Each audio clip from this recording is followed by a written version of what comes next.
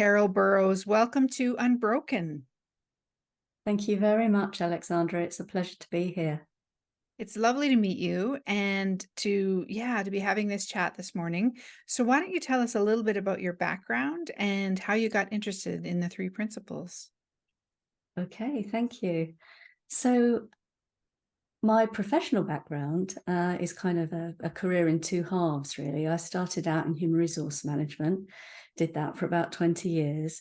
And then when I had my children in my late 30s, something woke up in me and I just took a completely different direction. That partly came about because I was seeking to heal myself from some early trauma and the after effects of that. And so I started exploring. I'd already started exploring, but I went much more deeply into lots of different healing modalities. And the ones that I found really helpful, I studied them and I learned to help other people with them. So I had a practice helping other people through lots of different holistic therapies, primarily homeopathy, but also specialized forms of counseling. And because of my own background, I guess I attracted people who needed help with trauma, but many, many other things as well, physical health, mental and emotional health. So I was very identified with being the wounded healer. Oh. And I also had always been interested in spirituality ever since I was a child. I was the child of a long line of maternal healers in my family. And so an awareness of spirit had always been in my life. But because of things that happened to me and in the family, it was very much something that I put away for a long time. It never really went away, but it wasn't something I explored thoroughly. And then when I had my children and I had this kind of wake-up call about my own healing, I got interested in spirituality again. So there was a lot going on, and I explored all sorts of different avenues. And in about 2011, so about sort of 12 years ago, I was on a spiritual retreat and I had a very, very powerful experience. Ordinary reality just dropped away. I knew myself to be part of the indivisible whole. There was oneness, love. It was just the most powerful experience that shifted my being at every level: physical, mental, emotional, spiritual. And that experience, I won't go into all the detail of that. It lasted for several days. And then the bliss bubble that I lived in for the following weeks was extraordinary. And I was in that state when all of a sudden it changed. And I was back into post-traumatic flashback, spiraling down, terror arose. But this time I was looking at it from a different place because of that shift in consciousness. And I didn't spiral all the way down. I recovered relatively quickly. And in the reflection after that, this powerful question arose.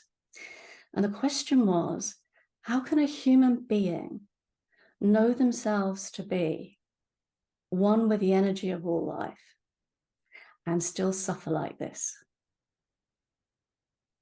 And as I reflected on that question, it was a powerful, luminous question. No kidding. What came Wow. up was, there is a spiritual answer to this.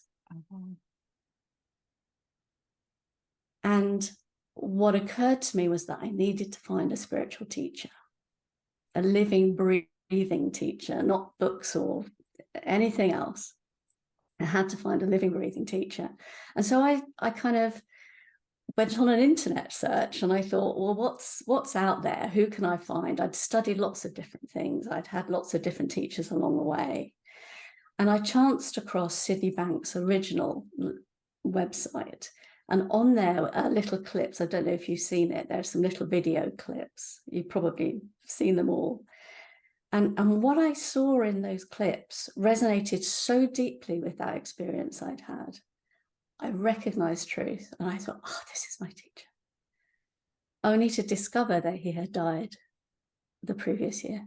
Oh, So I thought, okay, well, look, the teachers, other people must be teaching this. This is powerful. This is truth. This is what I need to explore.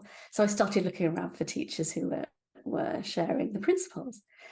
But there was nobody near me.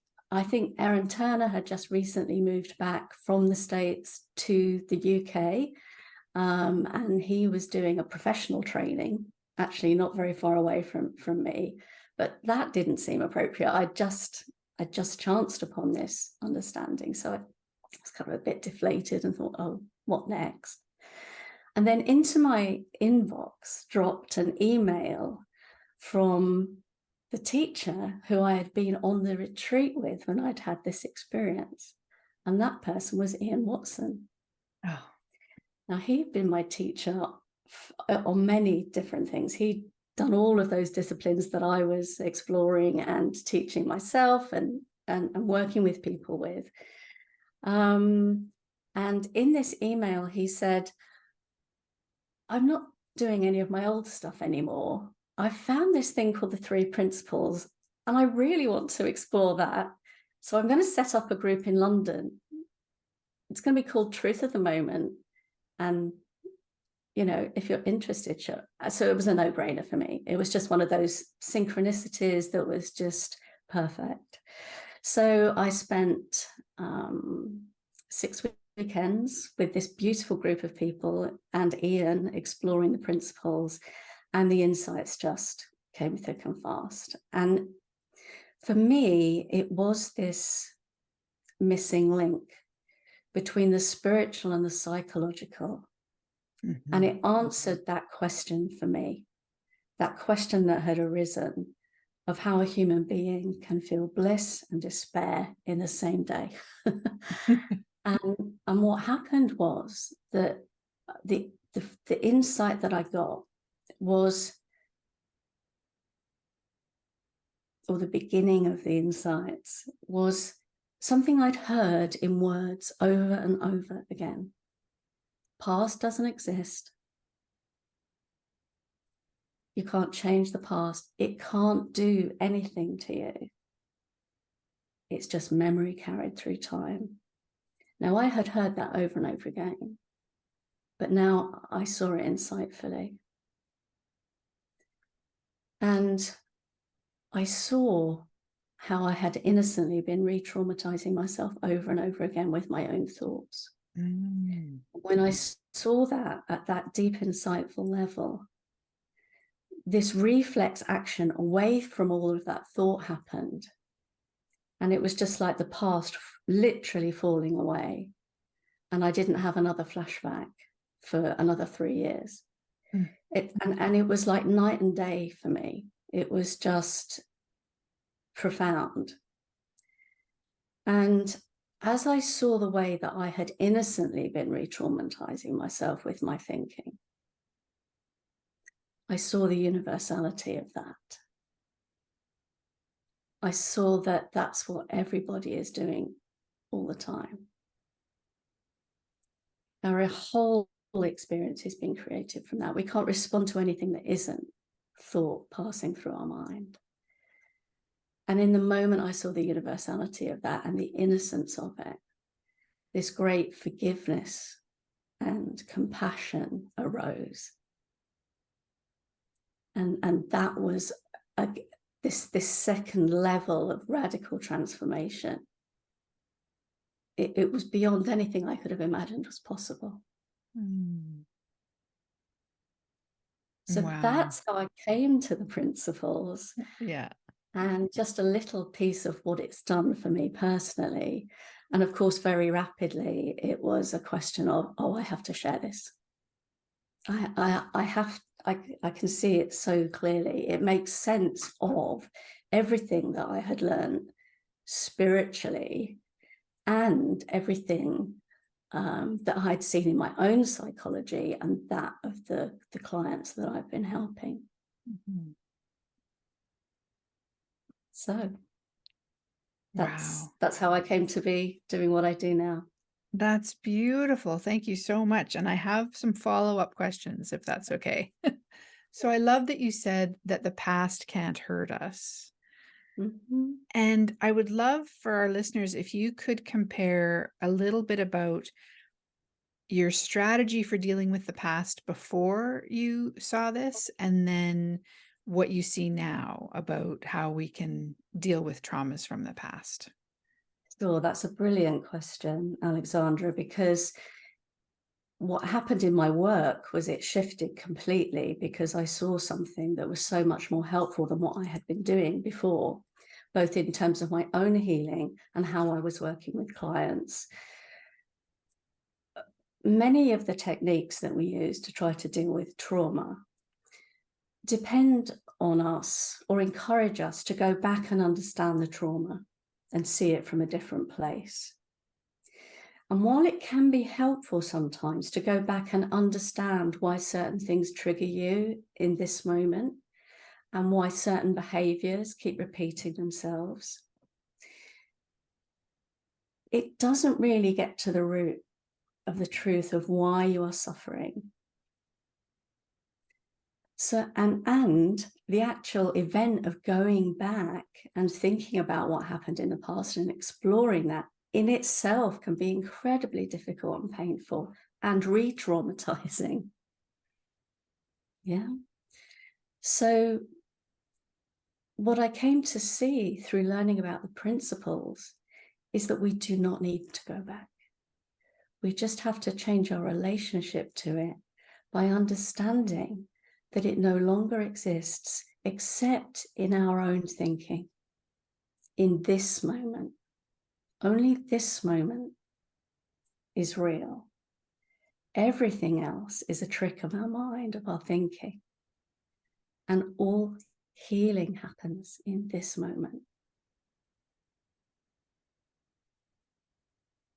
So that was one of the types of approaches to dealing with trauma that changed for me.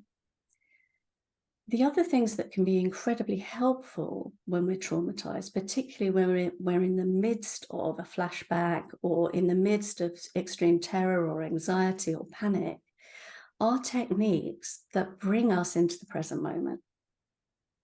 So things like mindfulness and meditation, anchoring techniques, visualization techniques, where we visualize perhaps a safe space or something like that.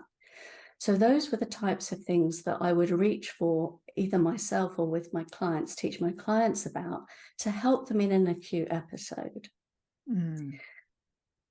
And from time to time, I will still do that if it's helpful in the moment.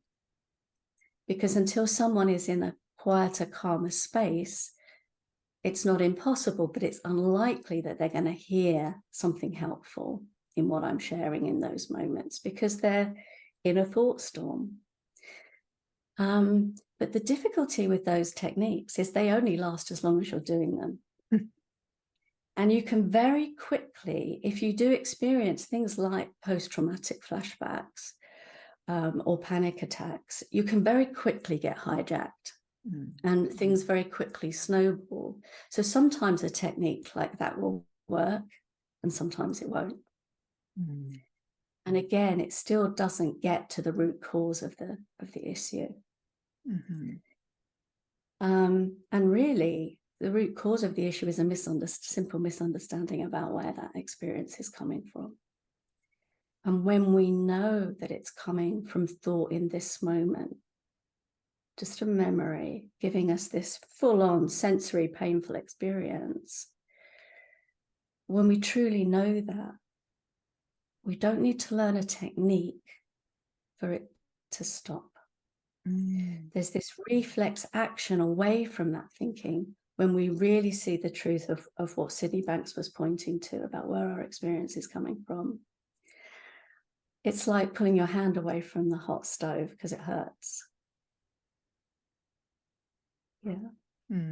I love Dick and Bettinger's metaphor for this. He says, when you see that the headache you have is being caused by the hammer that you're hitting yourself with. You don't need to learn a technique to drop the hammer. Right. There's this reflex away from it. Mm-hmm. Now, it has to be said that I had a very big insight, and so much fell away all in one go. For other people, it's no less powerful, but it's more incremental. Mm. They get smaller insights or shifts in consciousness. And gradually what they find is there's a gradual move away from that thinking. And it's almost imperceptible. And then they look back and they think, oh, something's changed. Yeah. Mm-hmm. It's not, when I was reading your book, I think you describe a beautiful example where you're in the supermarket and you find that you haven't reached for the soda. Yes. It wasn't something you did in your mind or with your thinking. It was just a natural shift, wasn't it? Mm-hmm. So that's the same kind of experience that people can have with this type of insight. Mm-hmm. Oh, wow. So many things strike me in what you said. And one was how powerful thought can be, that it can bring on not just thinking, but physical sensations and responses from our body and all that kind of stuff. And it just strikes me how real that can look, how if someone is having I've never had a flashback like that, but if someone is experiencing that, it's so easy to see how we can get caught up in Mm-hmm. that kind of a physical experience and want to try to control it or, make it go away somehow. And then I loved what you said about this incremental shifting. And it's something I haven't actually been able to find, it feels like to me anyway, the right words for, but it's so true what you said, that as we explore this understanding, we can then look back and just see, oh, things have really shifted, but it has been so subtle that I didn't notice in the moment, but I notice now looking back. And I love that. Yeah.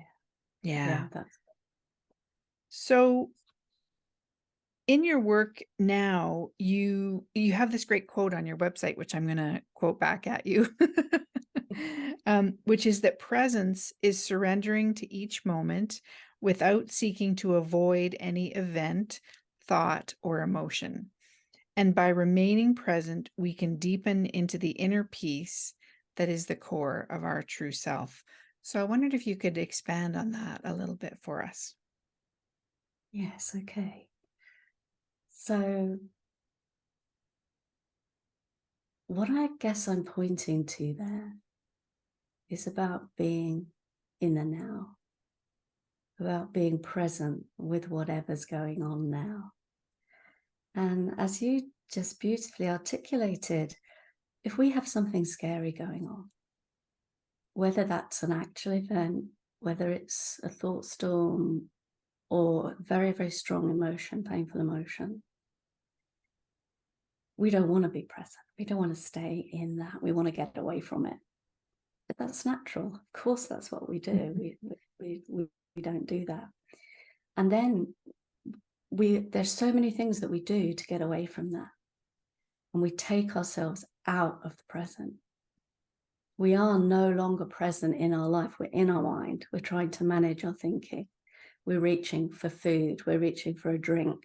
We're reaching for the next technique. We're seeking a therapy. We're whatever it is we're doing to get back to a better feeling. Mm-hmm. What that does is it puts more thought in the system. Right. It takes us further away from home. It might be helpful temporarily. It might bring us temporarily some relief because we stop struggling to get away from it then. We stop the activity of our mind.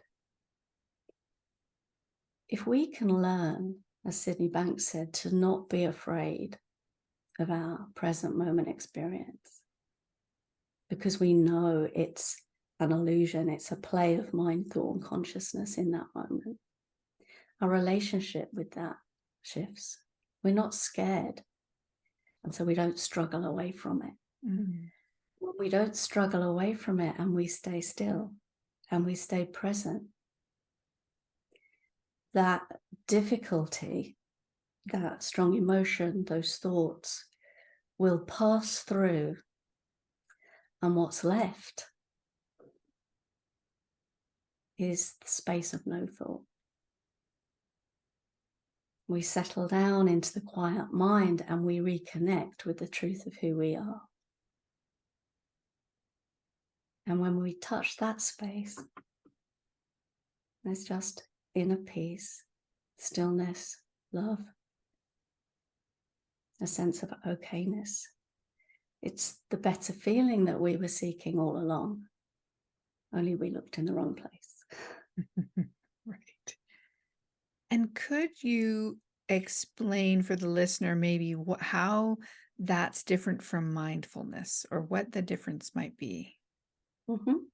Okay, so there are many beautiful mindfulness practices, and in some ways the principles describes why mindfulness is helpful. It's because it takes us into the present moment. But there's a way in which, remember we were just talking about how we organically learn. If our experience isn't scary, we don't need to get rid of it. We don't need a technique to bring us back into the present moment. We just naturally go there.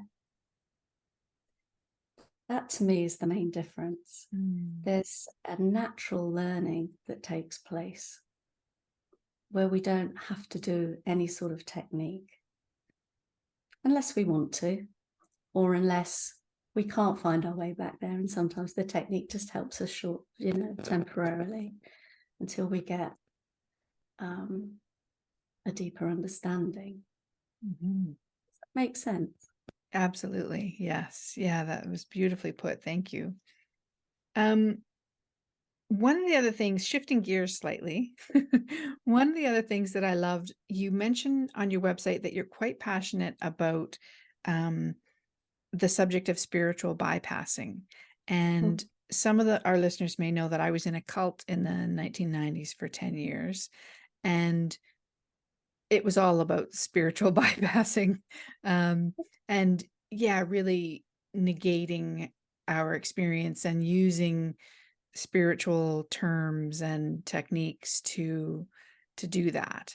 So could you share with us a little bit about, you have this great quote about trying to rise above our humanness before we have fully understood and made peace with it. And that sentence resonated with me so much, because that just put a pin right on what I had experienced.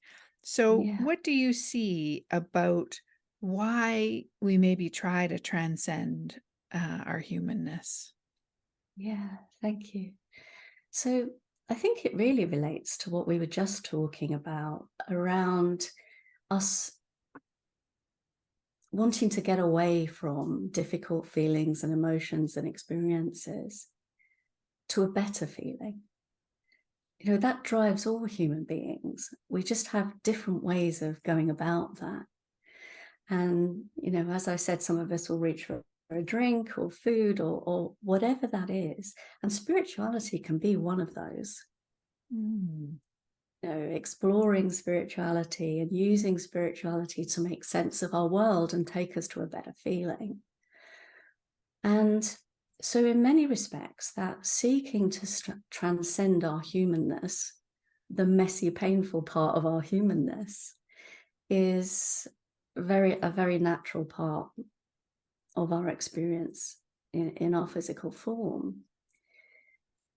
And so, and I think I'm smiling a little because that blog that you read about spiritual bypassing is literally the blog that has been most read, most shared, most discussed, and most people ask me about. Oh, wow. And I think that at the time I wrote it, it just touched touched something for people, because they could recognize in themselves or others that we have this tendency to use spiritual terms and language and techniques and teachings to make ourselves feel better. But of course, while a true spiritual understanding can be profoundly helpful, we can use it without understanding it, and we can apply it to cover up the cracks and to try to transcend that pain. And of course, it's a false spirituality in a way, and ultimately, eventually the wheels will fall off that. I think I use the example that if you don't address your interpersonal issues in your life, you're not going to maintain a relationship, however spiritual you are. Right. It's Yeah. and I think that the other thing that made me so interested in it is it's something that I see in my work a lot. And I think I was trying to sort of raise a flag to say that even the Three Principles community isn't immune from that, because many people find their way to me having been around the principles for a really long time, heard something of truth in it. So they know that their thinking has something to do with their experience, and therefore their uncomfortable experience. So they feel like they've got to manage their thinking. And of course, that proves incredibly difficult. That's not what we're talking about or pointing to at all. And they hear those terms of it's just your thinking, and then they either get about trying to manage their thinking, or they tell themselves, oh, it's just my thinking, it's not real, it's okay, really. And then they bypass what's really going on for them, and then they get stuck. Yeah. Right. So it's my job to unpick a little bit of that and have people take an honest look at where they might be bypassing. Oh, beautiful. And it struck me as you were speaking, I could just suddenly see for the first time the innocence of doing something like that, and you connected it with food and alcohol and the other things we use, and I hadn't I hadn't made that connection before. It's the same thing, you know. Yeah. Yeah, it's the same thing. It's that search for a better feeling, and we can use spirituality in the way that we use anything else. Yeah. But, there's that original question you asked me about what I see about why we try to transcend. There's a deeper understanding that I've come to around that, which is that we're seeking that better feeling because we know it exists. We all have within us that spiritual essence that's perfect. It gets shrouded with thought and we forget. But we still know it's there, we still know it's possible. And the very movement towards wanting to feel better, that is that spiritual essence, that wisdom, as Sydney Banks would call it, speaking to us. So yes, that desire to move into spirituality, that desire to eat something to make ourselves feel better, or to drink, or whatever it is, that very desire is the clue that is possible. And that's beautiful, isn't it? That what we take to be our wrongness, our brokenness, is not that at all. It's wisdom speaking to us in every moment, moving us in the direction of thriving, moving us in the direction of truth, of uncovering the fact that we're really unbroken and perfect. I'm so glad you brought that up. It's something that I've been exploring a little bit lately. um, I'm writing a new book about this understanding. And so I just love that it's slightly paradoxical, but I love coming back to that the search proves that we are unbroken. We know it instinctively and we're looking for it. Yeah. Yeah, that's it. That's beautiful. And you kind of know that you're getting closer and closer to truth when you really see the paradox. Hmm. Yeah. Yeah. I love what Michael Neal says about pointing to truth using ice. Right. Yes. It's like pointing to, sorry, it's like pointing to fire with ice. With The ice. closer you get to it, the less you've got to point with. Yeah. And when we get into something that appears paradoxical, that's because we're getting close. We're getting much closer. Right. Oh, yeah. I hadn't thought about it that way. Yeah. That that feeling of paradox. You're right. Um, is a big clue that we're getting closer. Yes. Yeah. Yeah. We have, it's harder and harder to explain. So it must have been quite a tricky book to write. I look Yeah. forward to reading it. Yeah, it's always hard to put this stuff into words in a peaceful way without getting all Mm. tangled up in my own confusion. Um, so continuing with this subject then, what would you say to someone about trusting our own wisdom and our own guidance while at the same time learning from others? Because there is a delicate balance there. Yes. Yes, there is. And I think there's some, I mean, I think Sydney Banks is quite helpful on this, isn't he? When Mm, he talks about selecting a teacher mm, in several places, including in The Missing Link, he talks about selecting a teacher who shows the qualities that you're looking for. Not somebody who tells you how to think or what to do. It's somebody who,